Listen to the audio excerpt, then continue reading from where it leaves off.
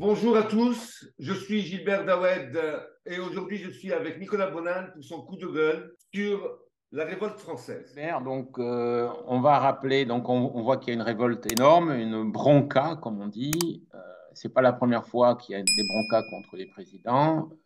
Je me souviens que nos amis catholiques, les vrais catholiques du Salon Beige, ont kikiné les ministres il y a une dizaine d'années pendant les manifs pour tous. Et il y avait des petits comités d'accueil à la campagne pour enquiquiner les ministres. On a vu que ça s'est mal terminé, vu que c'est un des ministres de Macron qui a été élu président. Et comme on sait, la fois prochaine, ça pourrait être Édouard Philippe, puisqu'il est donné à 70% d'opinion favorable. Quoi qu'on en pense d'ailleurs. Et on a vu aussi que moi, j'étais jeune, j'avais 20 ans, toi aussi, puisqu'on a à peu près le même âge. On avait Mitterrand, je me souviens du mot bronca. C'était utilisé par le journal de droite à l'époque, le Parisien Libre, pas le Parisien, le quotidien de Paris, Philippe Tesson. Et c'était une bronca contre Mitterrand à Nîmes. Et puis Mitterrand avait été victime de sifflets. C'était à l'époque où il y avait des ministres communistes, donc il y avait toute une partie de la droite qui était folle contre ce fait. Et donc Mitterrand avait été sifflé aux Champs-Élysées et les gens avaient été arrêtés. Il faut quand même le savoir. De la même manière, la police en avait marre de servir Badinter. Donc il y avait eu un petit incident au ministre de la Justice, au ministère de la Justice, c'était, je crois, Place Vendôme. Tout ça, c'est des souvenirs. Hein. J'ai rien préparé du tout. Et les flics ont tous été mis à pied par le Premier ministre Pierre Mauroy après, qui a viré tout ce monde-là. Et peu à peu, on a vu que la police est devenue de plus en plus socialiste et a de mieux en mieux servi le système sans faire preuve d'idéologie aucune. Bon, maintenant, on va au cœur du sujet. La révolte française, elle est énorme. Alors, il y a 6 ans, on a publié Le Choc Macron. Donc, le sous-titre, c'était Fin des libertés, nouvelle résistance. Je ne pense pas qu'il y ait eu un seul livre qui ait mieux analysé, compris et vu ce qui se passait. Moi, j'ai analysé d'un point de vue Victor Hugo. On est tombé sur un prince-président. À l'époque, je l'ai écrit dans Réseau International et dans d'autres journaux. On est face à un prince-président, un gars qui est là avec des pulsions autoritaires très fortes, mais qui est en même temps un bohème, un anarchiste et un bohème au sens de Louis-Napoléon Bonaparte. C'est-à-dire qu'on a vu à Kinshasa, on le voit quand il est avec les jeunes blacks à droite et à gauche, il ne sait pas se comporter, il ne sait pas se tenir. Donc c'est un bohème aussi, mais il est très autoritaire et ça va ensemble.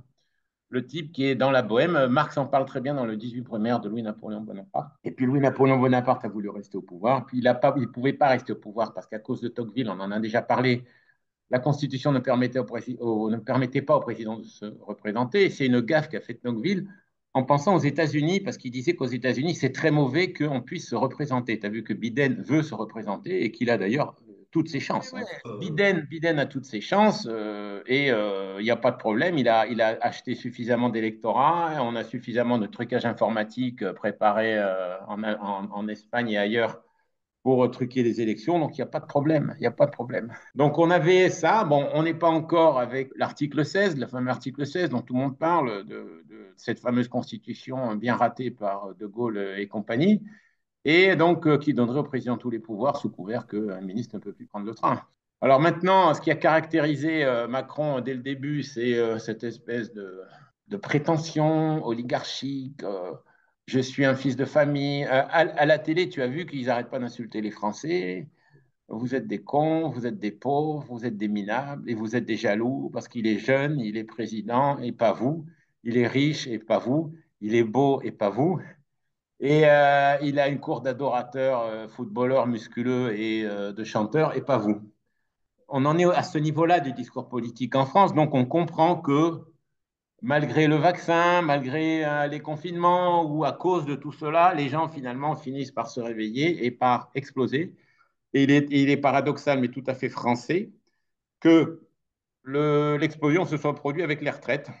C'est-à-dire qu'en fait, une fois de plus, j'ai mes droits, une fois de plus, je veux ma retraite, une fois de plus, je veux être un petit vieux et pêcher à la ligne et faire le tour du monde avec des groupes organisés.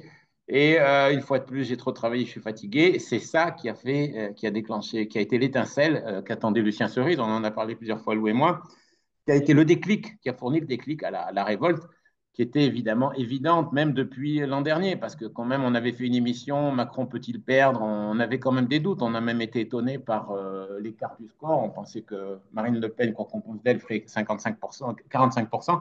Elle a fait que 42, mais on a compris que lui n'avait pas la solidité et on pensait qu'il serait plus à l'écoute. Tu parles, il a été encore plus arrogant, encore plus prétentieux, comme dit ma femme, qui fait souvent ce reproche aux Français, encore plus arrogant, encore plus prétentieux, encore plus brutal.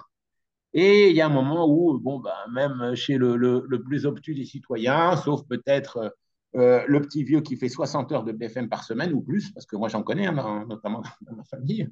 Donc, sauf le gars qui fait 60 ou 70 heures de BFM par semaine, il finit par s'énerver. Et donc, c'est ce qui est arrivé. Et on arrive à nouveau à une explosion typiquement française face à un pouvoir autoritaire. Moi, j'ai dit que le problème, ça risque d'être un renforcement de la tyrannie étatique qui ira de pair avec cette révolte. C'est typiquement l'exception française que j'ai rééditée. Après, il y a un autre problème, il faut qu'on y vienne tout de suite. Macron est énarque.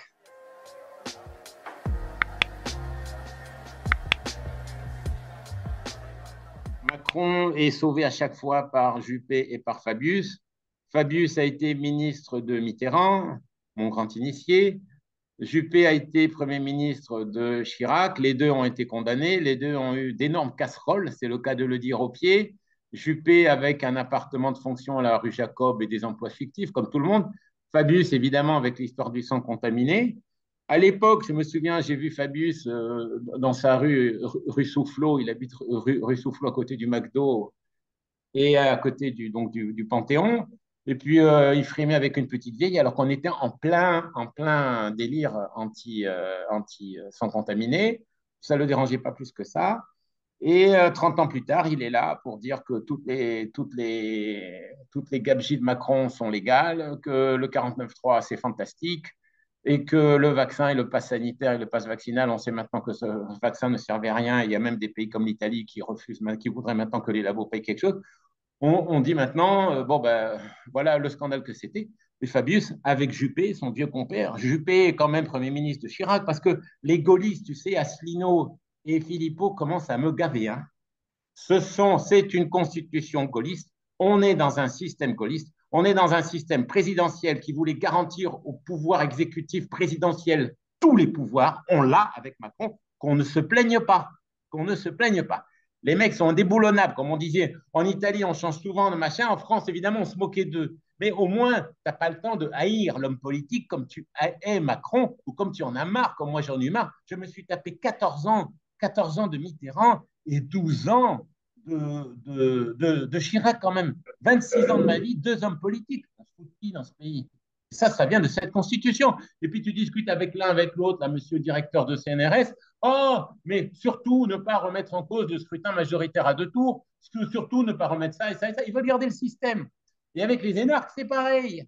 Oh, l'élite républicaine. Dès qu'on a coupé la tête au roi, dès qu'on a déquillé l'aristocratie, qui est d'ailleurs revenue par la fenêtre, on voit toutes ces Apolline de Malherbe et compagnie qui sont avec Macron, qui se font retaper le château par le loto, d'après ce que j'ai compris. C'était dans Mediapart, hein, c'est pas. Hein.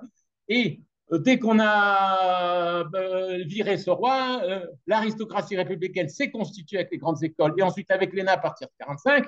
Et l'ENA, il n'y a qu'à lire tous les livres de Sophie Coignard, qui est excellent dans les années 90, 80 et 90, et depuis elle a mis de l'eau dans son bain, c'est la nomenclature à la française, on en a parlé 50 fois, et les privatisations qui ont rendu les énarques fous.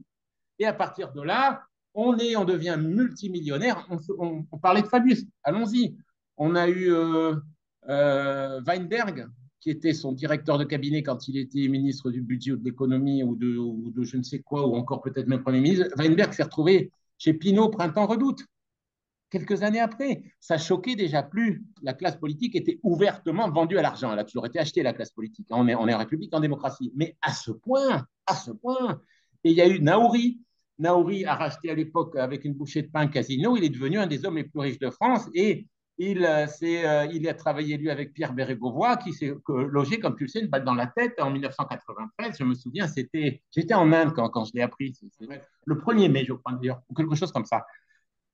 On a eu ensuite donc ce repas des fauves, comme disait mon éditeur Thierry Pfister, qui lui était vraiment de gauche et on avait eu marre de la génération Mitterrand qui marchait à côté de ses pompes. Donc tout ça, c'est ça qui a créé Macron. On a créé un système de privatisation, un système mixte à l'américaine en fait, hein, avec d'un côté le deep state, qui en général est contrôlé par la gauche, le Parti démocrate aux États-Unis, le Parti socialiste en France, à se rappeler aussi ce que dit Trotsky, j'en ai parlé beaucoup, ça a été repris partout, y compris par Mediapart, ce texte. Trotsky explique que les meilleurs serviteurs du capital américain, ce sont les sociodémocrates. Les partis sociodémocrates, il est dit en 1926, c'est pas neuf. Pour ceux qui s'étonnent de ce qui se passe avec l'Allemagne de Scholz et de Baerbock ou avec la France de Macron, parce que la France de Macron, comme l'a dit Castelnau, c'est le Parti socialiste, il faut arrêter de nous prendre pour des imbéciles. C'est le Parti socialiste qui a annexé la droite.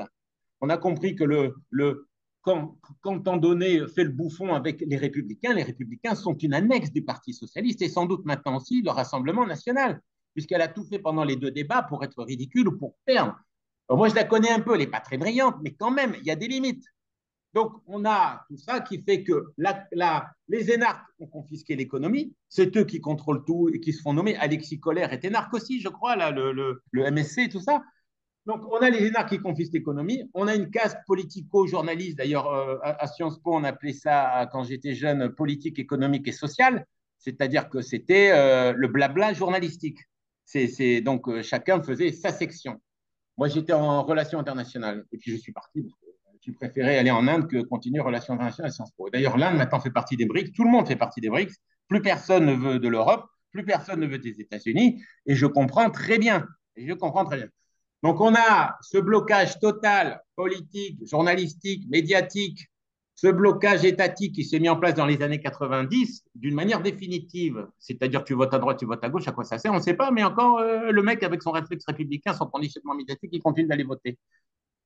Et puis, Serge Alimi, avec qui j'ai eu une petite correspondance au début des années 2000 avant de quitter la France, Serge Alimi a écrit un très bon livre qui s'appelle Les chiens de garde, disant les Français n'ont pas le droit d'être contre l'Europe, sinon ils sont racistes, fascistes, rouge-brun, etc. Rouge-brun, on disait à l'époque. Et en effet, on a assisté, moi j'ai écrit dans l'Idée internationale quand j'avais 28 ans avec Jean Edernalier, où il y avait des gens qui venaient d'extrême gauche ou d'extrême droite, et il y avait un mélange de tout ça.